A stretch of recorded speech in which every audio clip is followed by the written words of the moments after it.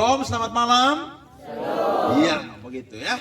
Puji Tuhan, terima kasih malam ini saya bisa ada di Fontaine. Nah, malam ini kita ibadah di Fontaine, tapi suasana di luar vibes-nya seperti Soe, ya. Angin dingin ya. Jadi Fontaine vibes-nya tapi apa saudara? Soe, begitu ya. Oke, malam ini saya diberikan satu firman yang menjadi tema untuk kita semua dari Injil Yohanes 15 ayat 16. Ya, mari kita buka firman Tuhan ini. Karena hanya satu ayat saja, maka kita semua baca sama-sama ya firman Tuhan ini. Kita mulai 2-3. Bukan kamu yang memilih aku, tetapi akulah yang memilih kamu. Dan aku telah menetapkan kamu supaya kamu pergi dan menghasilkan buah, dan buahmu itu tetap, supaya apa yang kamu minta kepada Bapa dalam namaku diberikannya kepadamu. Beri tepuk tangan untuk pembacaan firman Tuhan ini. Amin, amin. Salah satu yang Yesus tanamkan kepada para murid adalah mereka adalah orang-orang yang dipilih oleh Allah. Bukan mereka yang memilih Allah, tetapi Allah lah yang memilih mereka. Nah, di dalam kekristenan saudara-saudara, konsep pemilihan ini adalah sesuatu yang menarik untuk dibicarakan. Kalau kita belajar teologi ya, ini sesuatu yang menjadi dogma atau doktrin yang sangat kuat di dalam kekristenan. Kenapa? Karena ketika saya dan saudara dipilih oleh Allah, maka sekali kita di dalam anugerah, maka kita akan tetap di dalam anugerah. Yesus pernah berkata bahwa dunia tidak akan pernah merebut murid-muridnya dari tangan Yesus. Jadi saya dan saudara bersyukur kalau sebagai remaja, sebagai pemuda, malam hari ini kita itu dipilih oleh Tuhan. Bukti saudara dipilih oleh Tuhan adalah saudara mau hadir untuk ikut ibadah. Saudara pikir ikut ibadah itu mudah? Ikut ibadah itu sulitnya minta ampun. Lebih enak mana? Lebih gampang mana? Saudara diajak datang ibadah atau diajak main ke mall? Saudara pilih yang mana? Pasti sebagai remaja dan pemuda lebih enak itu diajak ke mall. Karena di sana bisa cuci mata, saudara bisa lihat ada barang-barang yang diskon, ya. Bahkan saudara mungkin kadang-kadang menemukan sesuatu yang menghibur di tempat sana. Nah, biasanya anak remaja pemuda mereka itu kurang sekali tertarik untuk datang yang namanya beribadah. Tetapi orang yang dipilih oleh Allah adalah orang yang pasti suka akan yang namanya beribadah. Ada amin? Karena ibadah adalah ciri-ciri dari orang yang sudah percaya kepada Yesus Kristus. Ibadah adalah wadah di mana, sarana di mana Tuhan menyediakan supaya kita itu bisa berjumpa dengan Allah. Karena di dalam ibadah pasti ada sukacita, ada hadirat Tuhan, ada lawatan Tuhan, bahkan juga ada firman Tuhan. Nah, Yesus mengajarkan kepada para murid-muridnya bahwa bukan kamu yang memilih aku, tetapi aku yang memilih kamu. Pertanyaannya, untuk apa Yesus itu memilih murid-muridnya? Jumlah murid Yesus ada berapa? Berapa? Yang berkhianat berapa orang? 1 orang. Saudara-saudara, teman-teman, adik-adik, Yesus memilih 12 muridnya, yang berkhianat 1 orang. Tetapi nanti itu digantikan oleh seorang yang bernama Matias. Saudara melihat bahwa ketika Yesus memilih murid-muridnya, itu ada maksud dan tujuan. Kalau kita perhatikan tadi firman Tuhan, Yesus pilih tujuannya adalah supaya mereka itu pergi dan menghasilkan buah. Dan buahmu itu tetap. Saudara bisa perhatikan ini. Berarti ketika saya dan saudara sudah diselamatkan, maka saya dan saudara tidak boleh sampai di level itu atau berdiam di tempat itu. Tetapi Tuhan mau saya dan saudara sebagai remaja dan pemuda untuk menghasilkan buah. Ada amin? Amin. Karena saya dan saudara tidak hidup untuk diri sendiri. Waktu Yesus datang ke dalam dunia, dia berkata dalam Yohanes pasal 3 ayat 16, karena begitu besar kasih Allah akan dunia ini, sehingga ia telah mengaruniakan anaknya yang tunggal, supaya setiap orang yang percaya kepadanya tidak binasa, melainkan beroleh hidup yang kekal. Nah, ketika kita telah diselamatkan, maka Tuhan mau supaya kita ini menghasilkan buah. Dan tuntutan menghasilkan buah itu bukan suatu pilihan, tapi itu satu kewajiban. Coba kita buka Alkitab sebentar. Filipi pasal 1 ya, ayatnya yang ke-21 dan ayatnya yang ke-22. Saudara perhatikan firman ini. Rasul Paulus berkata, karena bagiku hidup adalah Kristus dan mati adalah keuntungan. Baca sama-sama 22. Tetapi jika aku harus hidup di dunia ini, itu berarti bagiku bekerja memberi apa saudara? Buah. Berarti saudara dan saya sepanjang hidup di dunia ini, mumpung masih remaja, mumpung masih muda, kita dituntut saudara untuk menghasilkan buah. Jadi jangan berpikir, oh saya sudah selamat, jadi terima kasih Tuhan, saya pasti masuk surga. Tuhan mau supaya kita sebagai remaja dan pemuda itu bekerja bagi kerajaan Allah. Nah, kalau kita bekerja bagi kerajaan Allah, maka pasti saya dan saudara akan menghasilkan buah.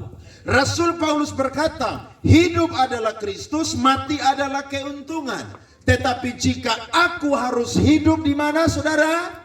Di dunia ini, maka aku harus bekerja dan memberi buah.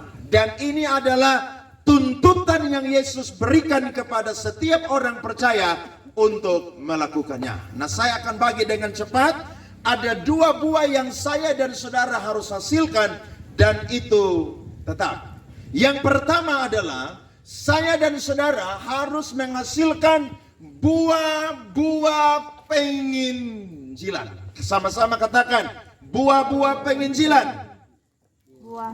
Buah-buah penginjilan. Kayaknya saudara jaim semua ibadah ya.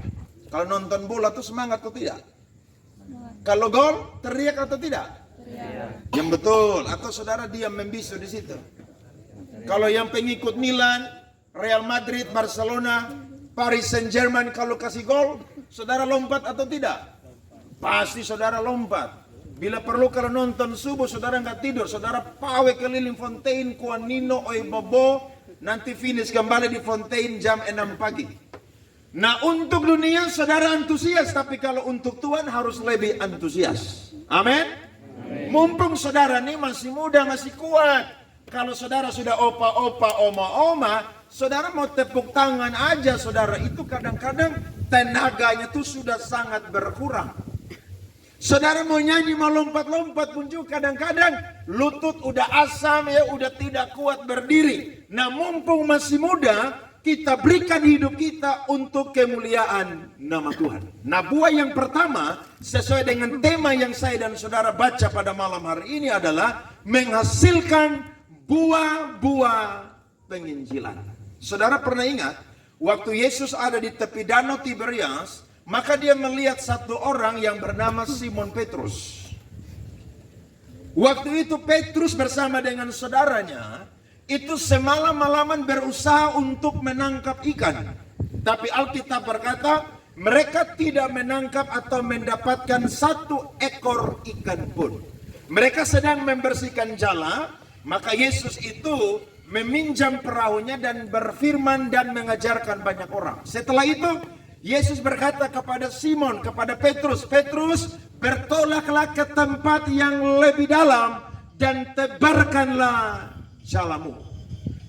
Petrus berkata bahwa guru, semalam-malaman kami sudah berusaha, tapi kami tidak menangkap apa-apa. Tetapi karena engkau yang menyuruhnya, maka kami akan pergi dan menebarkan jala kami. Alkitab berkata, waktu mereka buang jala mereka, maka mereka mendapatkan ikan yang sangat banyak.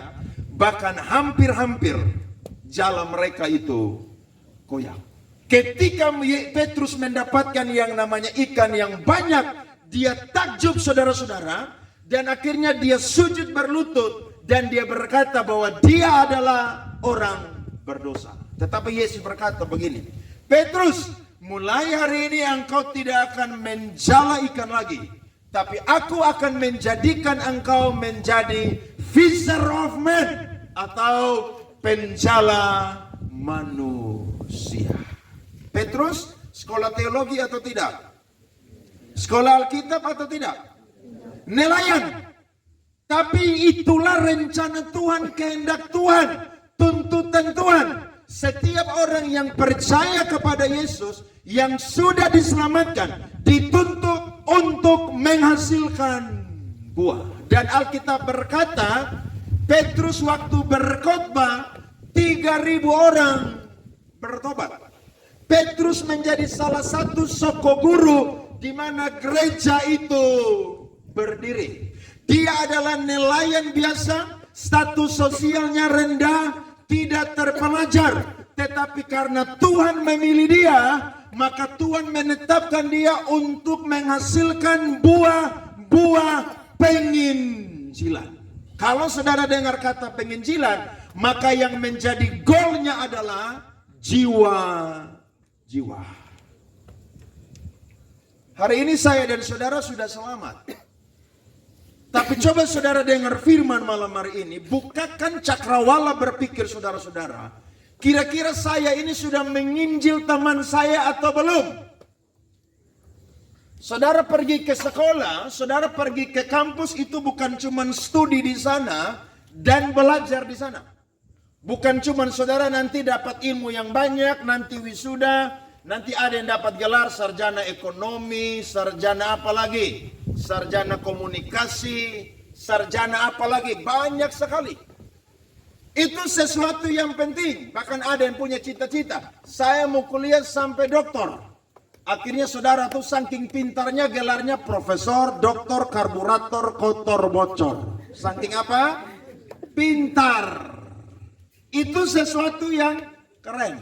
Tapi ingat, di tengah-tengah kesibukan kita mencari ilmu, menuntut ilmu, Tuhan juga menuntut kita untuk menginjil.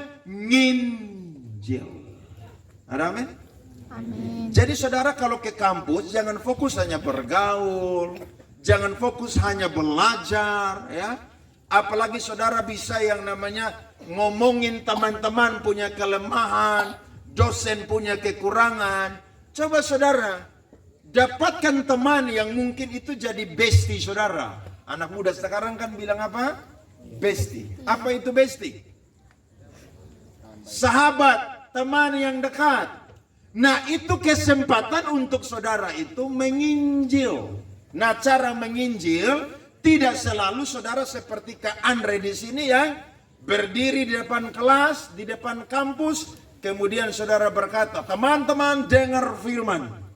Siang ini saya mau berkhotbah kepada teman-teman. Nanti kawan bilang begini, kayaknya dia senuk sedikit. Ini bukan kampus teologi, ini bukan kampus sekolah Alkitab. Ini kampus sekuler. Nah, cara menginjil itu berbeda.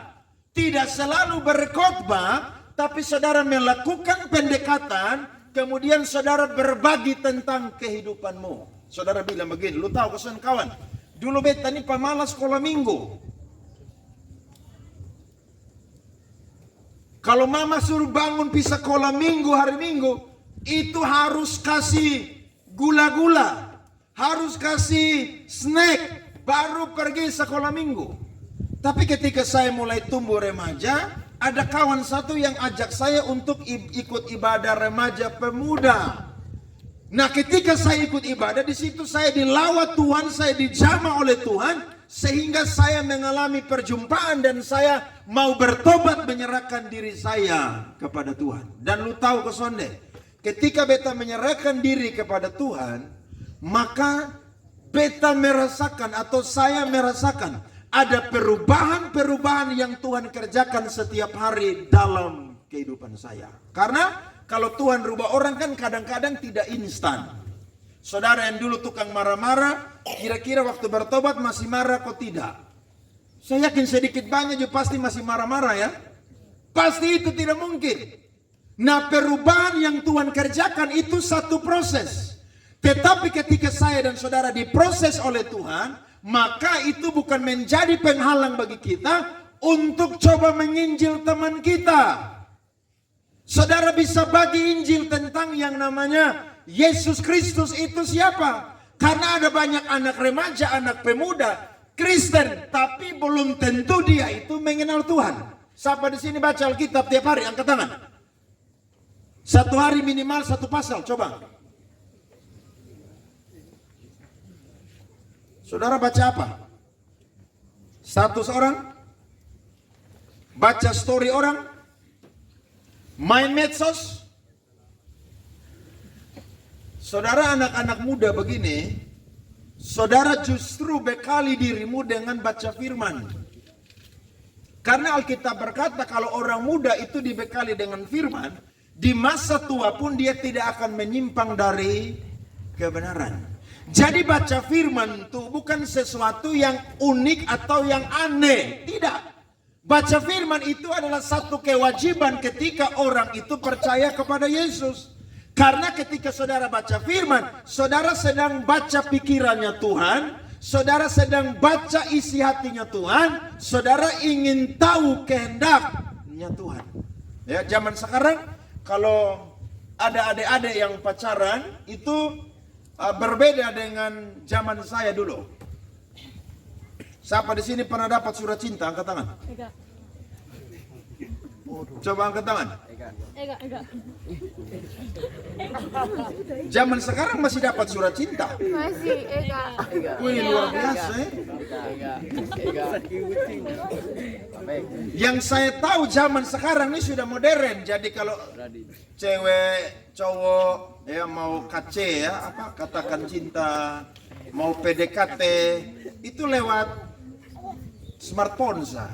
Lewat apa? Handphone begitu. Ya. Tapi saya pinjaman dulu tuh masih zaman pakai surat. Saya sekolah di SMP 4, so naik kelas pindah SMP 2. Bolos tiap hari nah.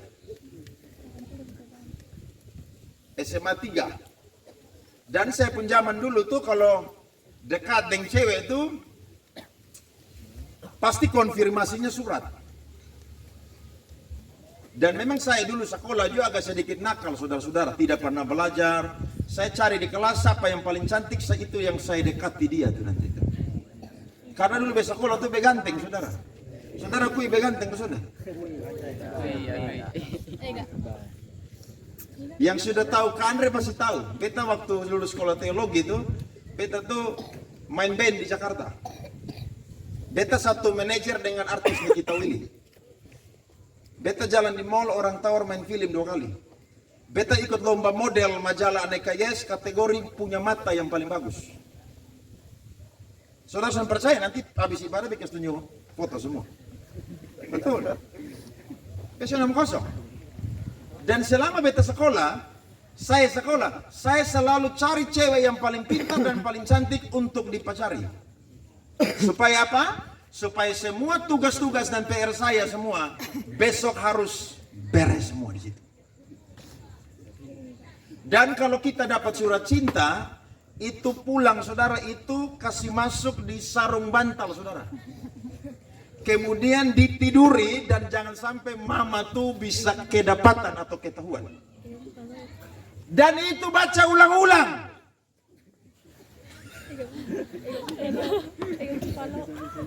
Bangun pagi mau pergi sekolah, baca. Bahkan kalau ada minyak wangi dulu tuh saya suka pakai minyak wangi Casablanca.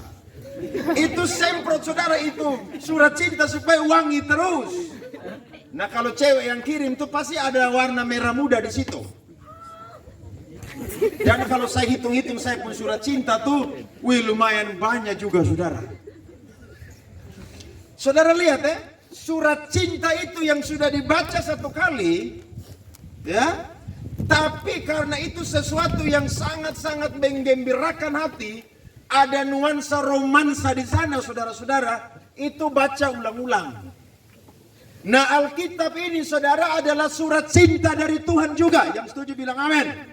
Berarti saya dan saudara baca firman ini supaya penginjilan saya dan saudara bisa pakai ayat-ayat firman Tuhan untuk menjelaskan kepada teman-temanmu yang ada di sekolah atau yang ada di kampus atau yang ada sudah kerja. Saudara bisa bagikan tentang bagaimana Yesus Kristus itu siapa.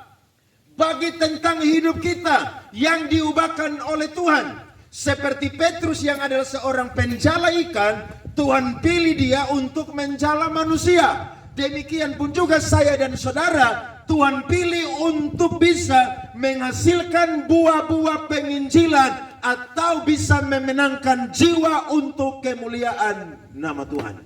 Saudara lihat di Fontaine sini ada berapa banyak anak remaja pemuda yang belum bertobat. Saudara jangan jauhi mereka, dekati mereka, ajak datang ibadah. Kalau ini minggu dia tidak mau hadir, minggu depan ajak lagi. Kalau minggu depan dia tidak mau hadir, saudara ajak lagi. Bila perlu saudara bilang begini, nanti kalau habis ibadah kita makan bakso nanti, saya traktir kamu. Roll rugi sedikit kan tidak apa-apa toh? Siapa tahu lewat saudara injili dia, saudara dekati dia, saudara bawa dia datang ibadah. Di situ dia ketemu dengan Tuhan. Dan kalau dia ketemu dengan Tuhan, saya yakin satu jiwa bertobat, surga itu bikin pesta luar biasa. Yang sepakat tepuk tangan untuk Tuhan. Amin. Siapa lagi yang Tuhan pilih? Matius, seorang pemungut cukai. Dia sedang duduk di rumah cukai. Tapi waktu Yesus lewat dan lihat dia, Yesus berkata, Matius ikutlah aku. Dan tahukah saudara, dia adalah seorang yang berdosa. Mantan pemungut cukai. Tapi apa yang Matius buat untuk Yesus dan untuk kekristenan saudara, kalau kita baca Injil Matius, maka kita ingat satu orang. Dia adalah mantan pemungut cukai yang Tuhan pilih untuk menghasilkan buah-buah penginjilan. Berarti kalau saya dan saudara dipilih oleh Allah, maka bukan hanya selamat, tapi Tuhan mau supaya kita menghasilkan buah yang pertama, yakni buah-buah penginjilan. Nanti sampai surga Tuhan tidak tanya, lu S berapa? Jam saudara bilang, Tuhan saya profesor, doktor, karburator, kotor, bocor. Tuhan tidak hitung itu. Yang Tuhan tanya, berapa jiwa yang saya dan saudara sudah menangkan untuk Tuhan? Itu yang Tuhan tanya kepada kita. Supaya saya dan saudara bisa menghasilkan buah, maka kita harus bersyukur bahwa Tuhan itu memilih kita hari ini untuk menjadi orang-orang yang bisa dipakai oleh Allah. Saudara ingat satu perempuan di Sikar Samaria, dia punya pria saudara yang ada bersama dengan dia pada waktu Yesus berjumpa dengan dia adalah pria nomor ke-6. Jadi ini perempuan yang punya moral yang rusak. Kalau mantan 6 orang ya belum masalah karena belum menikah kan? Di sini ada yang punya mantan lebih dari 6 orang? Jujurlah. Biasa yang ganteng-ganteng, yang cantik-cantik itu mantan banyak. Biasa kalau ke Andre khotbah bilang begini, berdirilah barisan para mantan. Saya pernah khotbah di satu kampus di Kupang, ketemu mantan pacar di situ.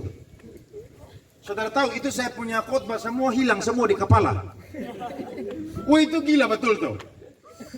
Saya baru jadi pendeta, diundang khotbah di satu kampus. Pergi ke situ ketemu satu mantan yang sudah jadi dosen di situ.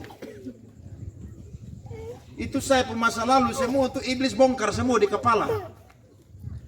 Jadi saya udah siap khotbah saudara, itu poin-poin khotbah ayat semua tuh buyar semua. Aduh saya bilang Tuhan ampuni saya. Ini perempuan dia punya moral rusak sekali. Kenapa? Laki-laki yang sedang dengan dia adalah pria nomor 6. Tapi hebatnya Yesus kalau ketemu dengan orang berdosa, Yesus tidak langsung cepat-cepat menghakimi. Tapi Yesus saudara suka dengan yang namanya dialog atau ngobrol. Yesus bilang, berikan padaku air. Dia berkata, engkau tidak punya timba. Yesus mulai masuk.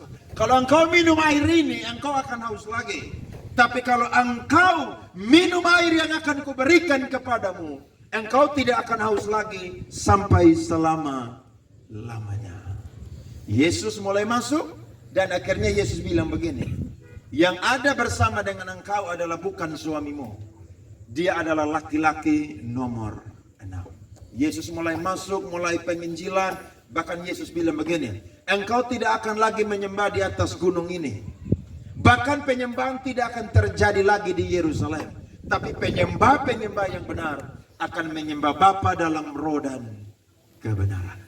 Yesus masuk, akhirnya perempuan ini sadar. Mungkinkah dia adalah Mesias? Karena kalau Mesias itu datang, dia akan membukakan segala sesuatu kepada kami. Dia cerita kepada banyak orang dan Alkitab berkata, Yohanes pasal 4 mulai ayat 39 sampai 42, lewat penginjilan daripada perempuan pelacur yang punya moral yang rusak, semua orang yang ada di Samaria di Sikar itu percaya kepada Tuhan Yesus. Saudara, Tuhan bisa pakai kita. Ada amin? Bilang sama kiri kanan, Tuhan bisa pakai kamu yang bodoh-bodoh begini nih. Loh, saudara kan tidak sekolah teologi kan? Berarti secara teologi, secara biblika pasti ya bodoh lah. Kalau orang sekolah Alkitab kan pasti dia belajar teologi, dia dalami. Kalau saudara kan modalnya baca Alkitab, baca buku, dengar pengajaran kan? Begitu. Tapi biar saudara tidak pandai berteologi, tidak pandai untuk menggali Alkitab, tapi kalau saudara belajar Alkitab dan saudara dipilih oleh Tuhan, saudara bisa dipakai saudara untuk memenangkan banyak orang. Bisa. Jadi Tuhan tuntut kita ini menghasilkan buah penginjilan. Jangan hanya selamat dan puas sampai di situ, tapi coba ingat orang lain. Kira-kira adakah orang yang sudah selamat atau belum? Coba satu orang buka, baca buat Kak Andre. 1 Yohanes 3 ayat 16. Satu orang baca. Ada yang WL tadi? 1 Yohanes 3 ayat 16. Baca ini firman. 1 Yohanes 3 ayat 16. Yes. Demikianlah kita ketahui kasih Kristus, Iya. bahwa Ia telah menyerahkan nyawanya untuk kita. Ya. Jadi kita pun wajib menyerahkan nyawa kita untuk saudara-saudara. Kita wajib menyerahkan nyawa kita untuk siapa? Saudara-saudara kita. Ini dalam konteks penginjilan, saya dan saudara harus berani bayar harga untuk memenangkan jiwa. Jadi mulai ini malam, saudara yang masih remaja, pemuda, coba pikir.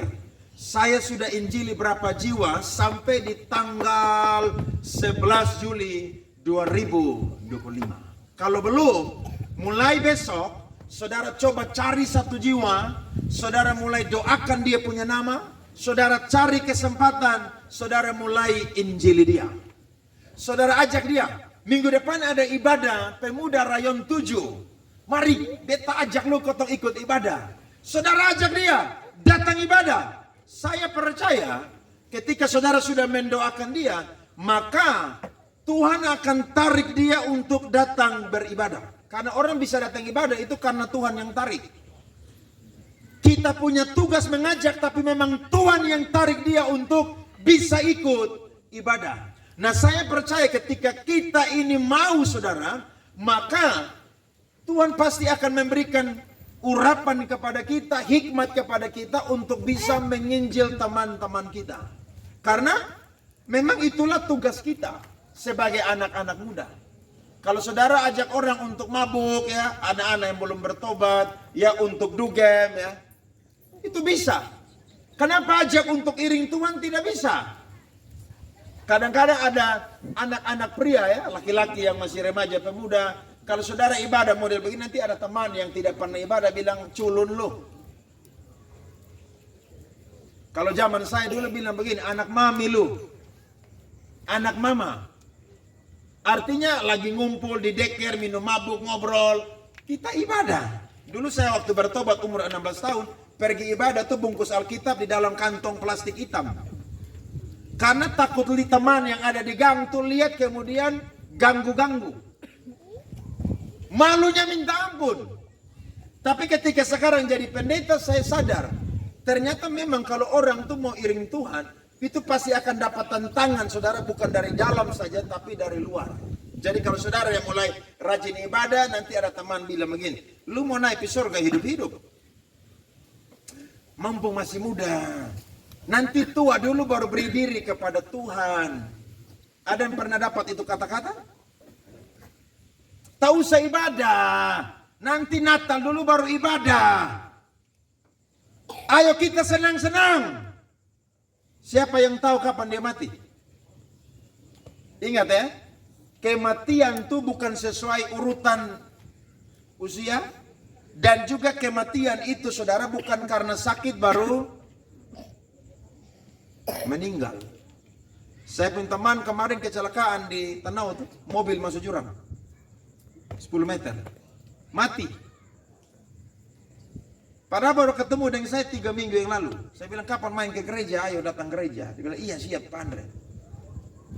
Meninggal tadi malam. Makanya mumpung saya dan saudara tidak tahu kapan kita mati, hidup ini berikan kepada Tuhan. Ada amin? Kasih diri ini kepada Tuhan.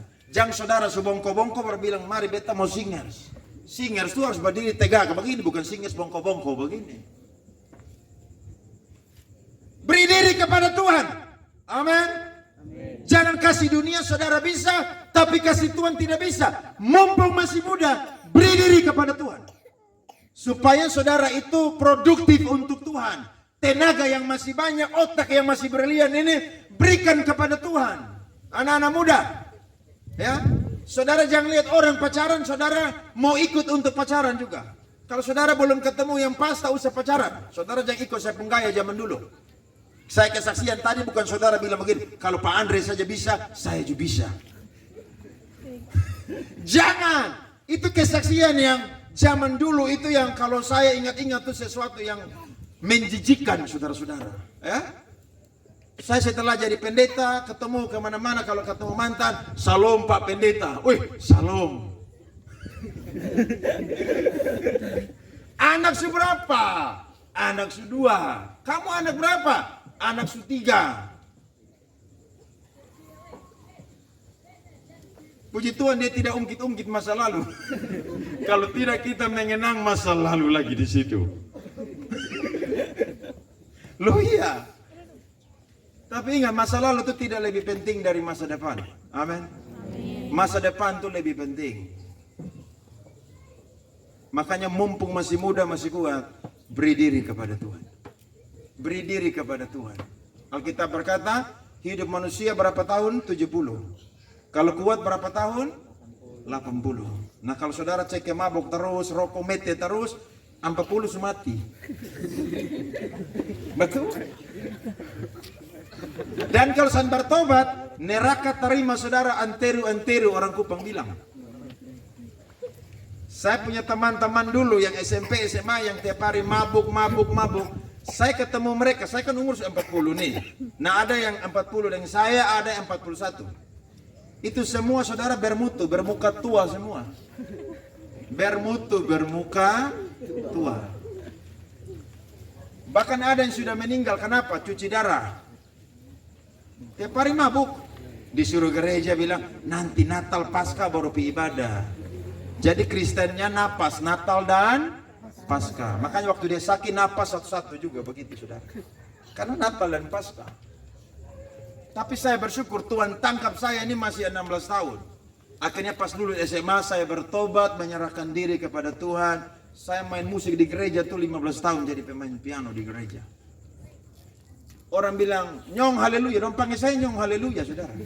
Bayangkan saya. Nyong haleluya. Wih itu memang malu saudara, kalau zaman dulu kan umur-umur saudara nih kan ibadah kan teman ganggu tuh malu. Tapi puji Tuhan sekarang mereka temu saya, mereka bilang begini, Pak Andre kita ini rugi menyesal. Harusnya dulu nih kita bertobat cari Tuhan, sekarang kita udah sakit-sakitan, muka udah tua, rokok tiap hari, mabok tiap hari, karena mana muka son tua. Kalau saudara ikut ibadah terus, tidak rokok, tidak mabuk, tidak hidup sembarangan, itu awet muda saudara, amin. Nanti saudara umur 40 orang tanya, kok seperti 25? Karena apa? Masih muda toh? Beri diri kepada Tuhan. Hasilkan buah-buah penginjilan. Pastikan mulai besok saudara coba cari satu jiwa untuk apa? Injili. Kalau di rumah saudara tidak ada, di lingkungan kalau ada, injili.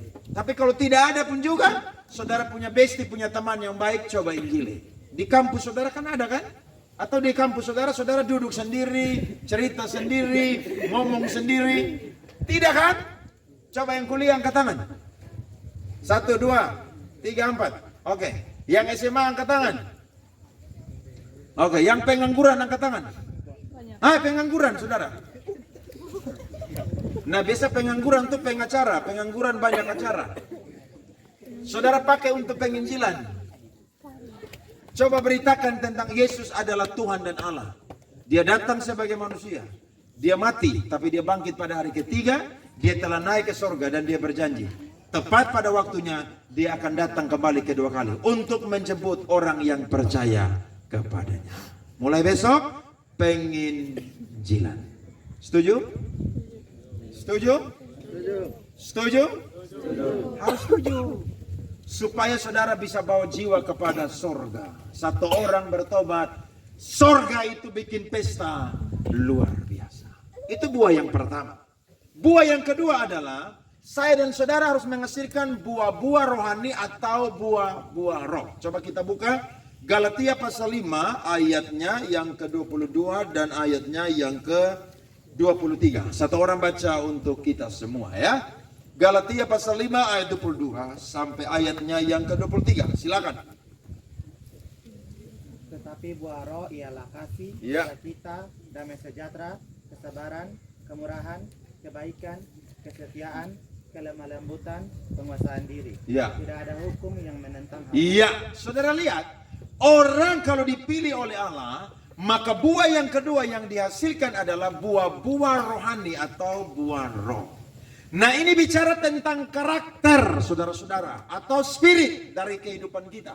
Saya yakin orang ketika ketemu dengan Yesus hidupnya tidak akan pernah sama lagi. Setuju? Yang suka maki-maki pasti stop maki-maki. Di sini ada yang suka maki-maki? Tidak ada, puji Tuhan. Ada yang masih rokok di sini? Kayaknya dia yang paling berdosa, saudara yang benar semua sini. Ingat ya, Tuhan datang buat untuk orang berdosa, berarti nanti dia yang selamat, saudara tidak selamat. Loh iya dong. Semua kasih tuduhan ke dia nah. Saudara-saudara, Tuhan mau supaya kita menghasilkan buah adalah karakter spirit kita. Makanya buah roh itu satu saja tapi rasanya tuh ada 9. Yang tadi saya dan saudara itu sudah baca. Dan ingat, tuntutan Yesus saudara untuk kita adalah menghasilkan buah yang baik. Mari kita baca firman Tuhan. Matius 3 ayat 8, 9, dan 10. Coba kita buka ini firmannya. Saya baca untuk saudara-saudara. Matius 3 ayat 8, 9, dan 10. Jadi, hasilkanlah buah yang sesuai dengan apa saudara? Pertobatan. Apa arti pertobatan? Pertobatan artinya orang mengalami kelahiran baru, hidupnya itu berpaling berubah 180 derajat. Itu artinya pertobatan. Jadi pertobatan itu bukan saudara nanti ibadah, kalau ada altar call saudara nangis-nangis ya. Orang Kupang bilang nangis-nangis sampai saudara laloli menangis makarereu. Bukan begitu. Pertobatan adalah ketika saudara sadar, saudara mendukakan Tuhan, saudara pulang, saudara menunjukkan perubahan hidup. Itulah yang disebut namanya adalah pertobatan. Nah, saya dan saudara harus menghasilkan buah yang sesuai dengan pertobatan. Ayat yang ke-9, dan janganlah mengira bahwa kamu dapat berkata dalam hatimu, Abraham adalah bapa kami. Karena aku berkata kepadamu, Allah dapat menjadikan anak-anak bagi Abraham dari batu-batu ini. Ayat 10, sama-sama 2-3. Kapak sudah tersedia pada akar pohon. Dan setiap pohon yang tidak menghasilkan buah yang baik, pasti ditebang dan dibuang ke dalam api. Api adalah simbol atau gambaran daripada neraka yang kekal.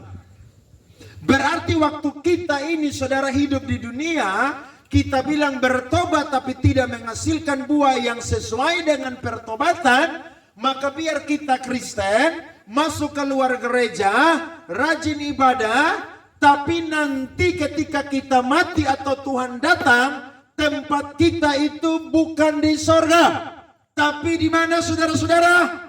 Neraka. Makanya orang-orang Yahudi bangga, mereka berasal dari keturunan Abraham. Saya mau berkata, keselamatan masuk surga itu bukan karena warisan. Ada yang bilang, saya punya opa dan oma kan Kristen, saya punya papa dan mama kan Kristen, saya kan dari lahir Kristen, berarti masuk surga itu pasti. Siapa yang bilang begitu? Alkitab di pasal berapa, kitab mana, ayat berapa yang catat demikian? Tidak, saudara-saudara. Ketika kita berkata kita sudah bertobat, maka kita harus menghasilkan buah pertobatan yang cocok dengan pertobatannya kita. Jadi jangan berkata, oh kita masih muda jadi ya sudah setengah-setengah lah. Di gereja suci, nanti sampai keluar gereja atau di luar gereja ya duniawi sedikit lah.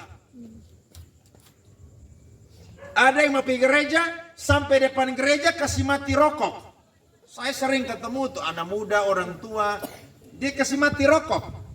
Ya, rokok sudah setengah dia tidak mau buang, dia kasih masuk di saku celana kiri atau kanan.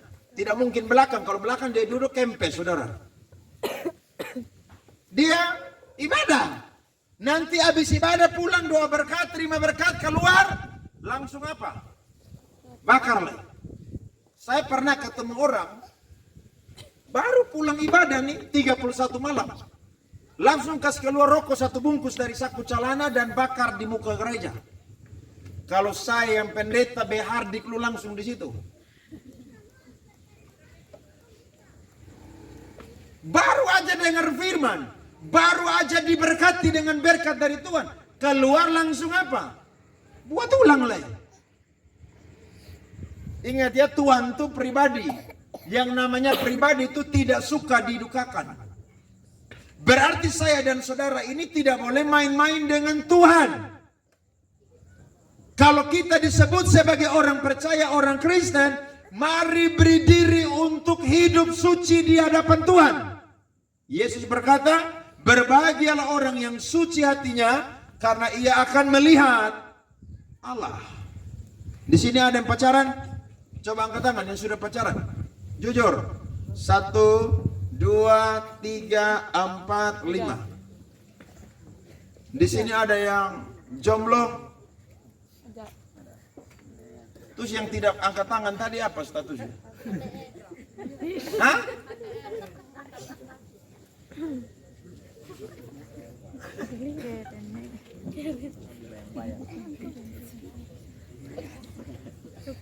Single itu pilihan, jomblo itu nasib.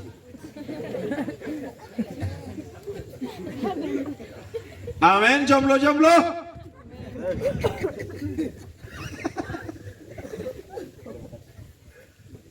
Bukan karena saudara tidak laku atau belum laku, tapi mungkin Tuhan belum kirim yang tepat. Mungkin masih perang Israel dengan Iran jadi macet di udara. Jadi belum landing di El Tari Kupang. Saudara kalau pacaran bisa tolong jaga kekudusan. Bisa atau tidak? Anak muda sekarang suka pacaran di terang atau gelap? Ini yang pakai baju hitam ini suka terang atau gelap? Saudara suka pacaran di gelap? Hah? Enak pacaran di lampu terang atau di gelap gulita? Saya punya rumah tuh kan di depan angkatan laut. Nah di lewat ujung angkatan laut itu ada kuburan pemakaman umum di situ. Di situ tempat orang pacaran malam-malam. Bayangkan pacaran di mana saudara? Kuburan. Ada di sini yang pernah pacaran di kuburan? Coba angkat tangan. Sebandel-bandelnya saya dulu, Seplayboynya saya dulu tidak pernah pacaran di kuburan. Keren. Karena saya takut setan. Lu iya, saudara tidak takut setan? Good. Tidak. Kalau mau pacaran, suruh cowok itu datang ke rumah. Supaya kalau dia nafsu dengan saudara, suruh dia pulang. Loh iya.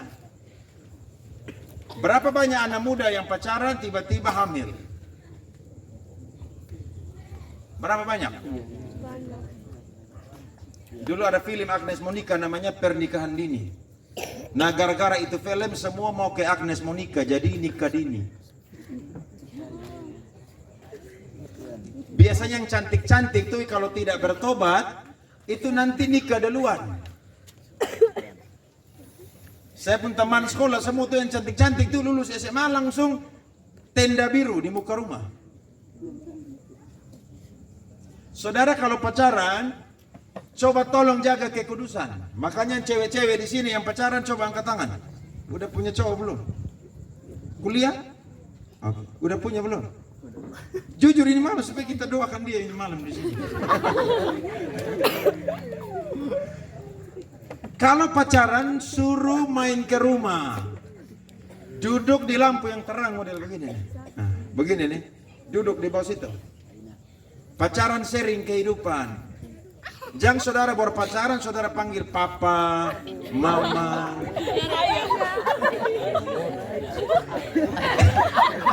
Jangan begitu. Lu ya.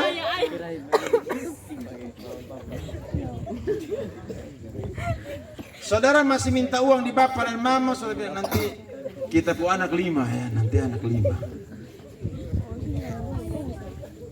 Saya anak 2 aja begadang tiap malam aja capek. Belum beli susu, beli pampers, beli makan, beli baju, jalan-jalan ke Lipo. Wih. Jadi siapa bilang saudara itu nikah tuh enak?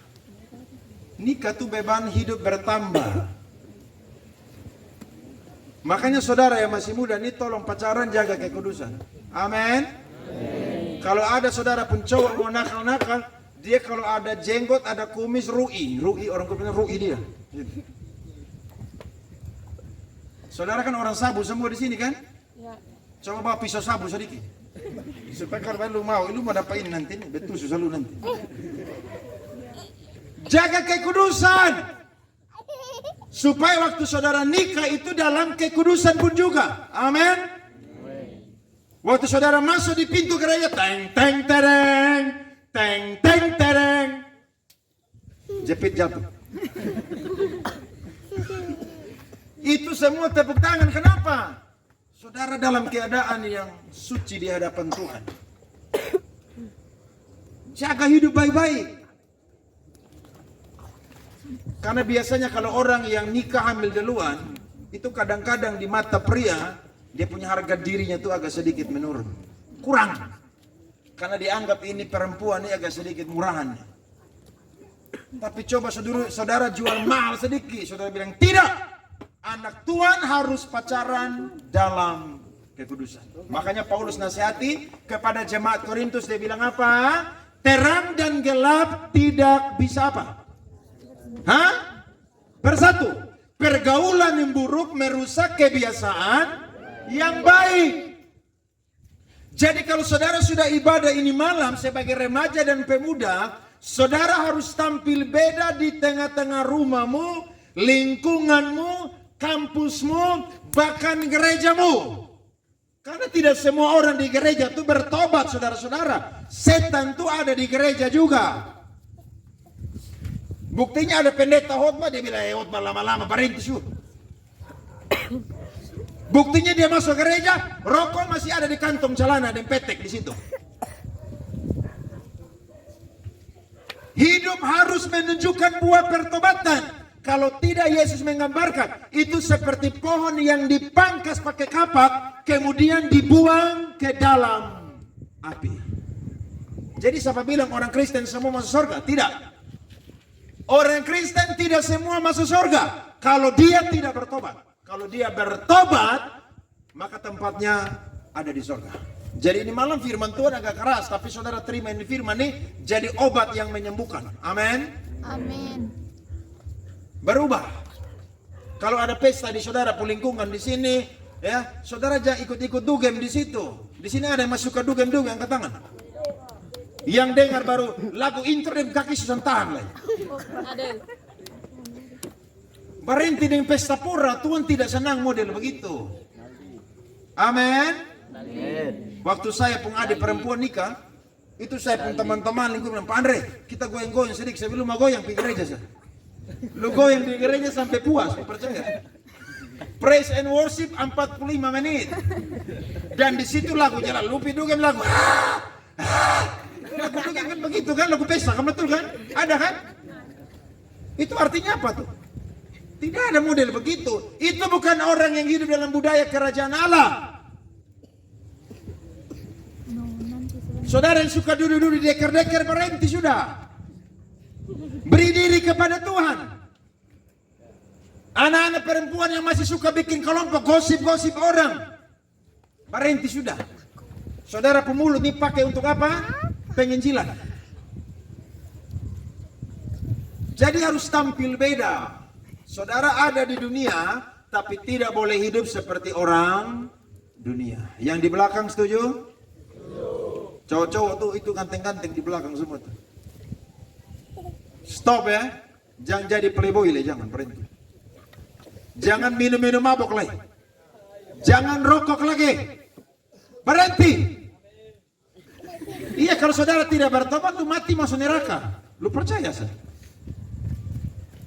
Saya pergi KKR di Rote 2 hari, mereka bilang, Pak Andre khotbah jangan keras-keras. Kok kenapa kalau saya khotbah model begitu? Itu firman Tuhan nah. Mau khotbah kasih enak telinga tapi sudah bertobat, sudah bisa. Ngomong firman Tuhan tuh apa adanya. Supaya orang yang dengar tuh berbalik dari kehidupan yang lama. Iya kan? Paulus bilang begini, barang siapa ada di dalam Kristus, dia adalah ciptaan yang baru. Sesungguhnya yang lama sudah berlalu. Dan yang baru sudah apa? Datang. Jadi kalau kita bilang kita anak Tuhan, di sini semua sudah katekisasi sini? Coba yang sudah angkat tangan. Nah, sini itu tujuannya apa? Jadi pengikut Yesus. Betul? Hidup seperti Yesus.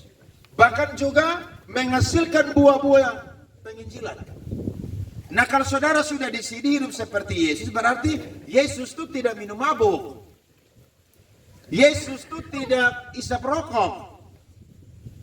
Ada bilang, Pak Andre, rokok itu tidak ada ditulis dalam Alkitab, hanya di pom bensin. Pom bensin saya tidak terima kamu, berarti surga juga tidak terima kamu. Sederhana, jangan debat-debat di situ. Makanya kita harus menghasilkan buah untuk kemuliaan nama Tuhan. Ada amin? Amin. Hidup ayo berubah. Berubah, perbaiki hidup. Ya, saudara mulai rajin berdoa, ya, baca ini firman.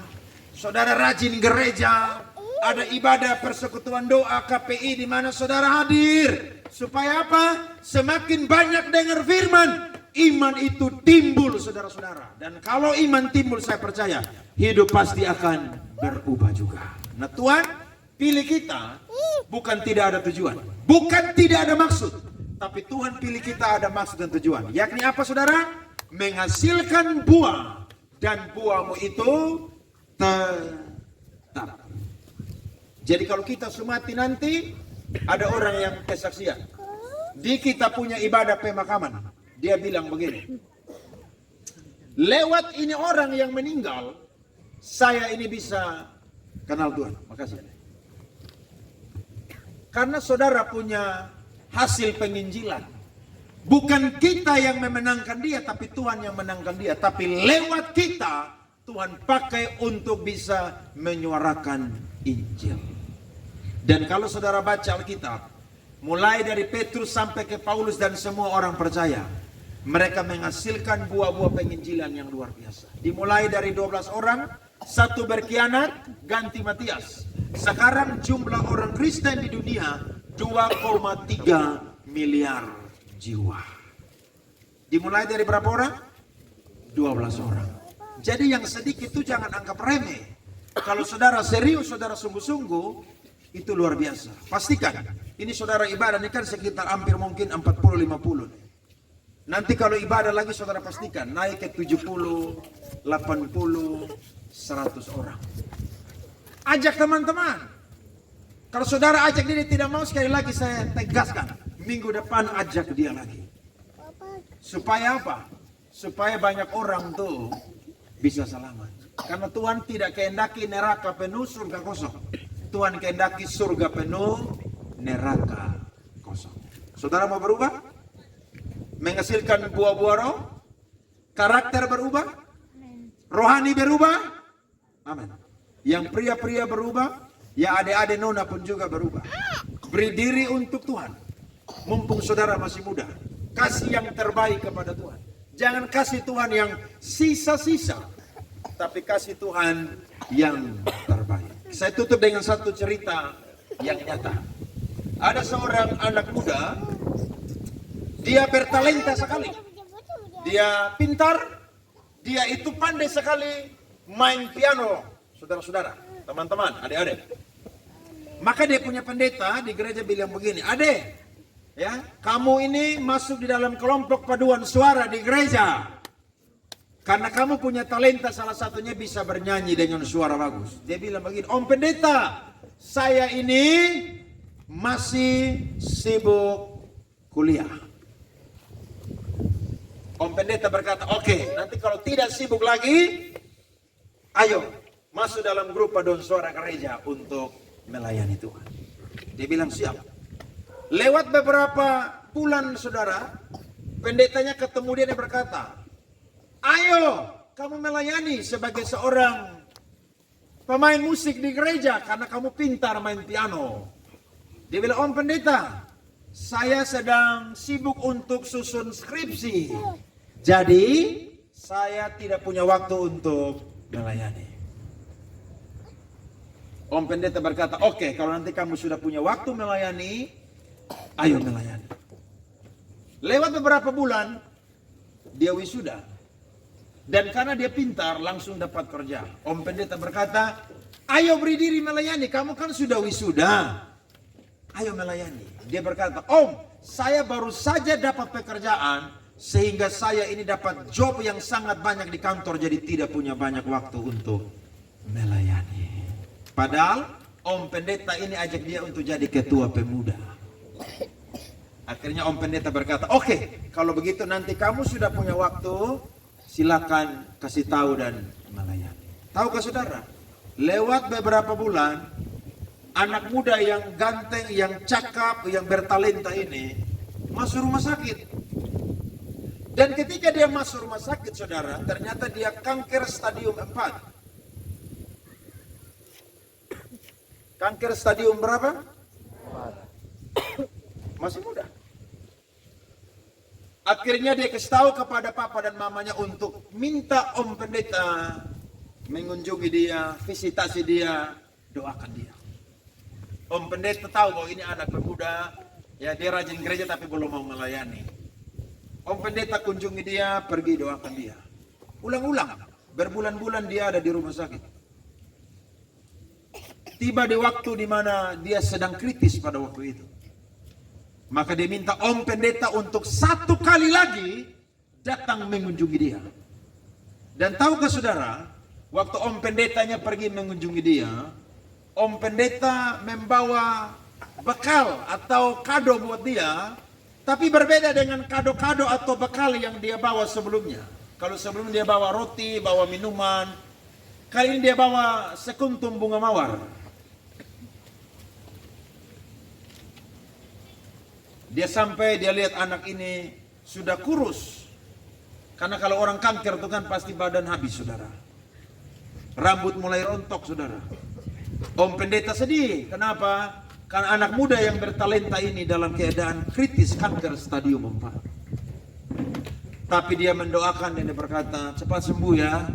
Kalau kamu sembuh, ayo melayani Tuhan. Dia bilang, saya janji sama Tuhan dan sama Om. Kalau saya sembuh, saya akan beri diri untuk melayani. Om Pendeta bilang, amin. Saya pulang ya.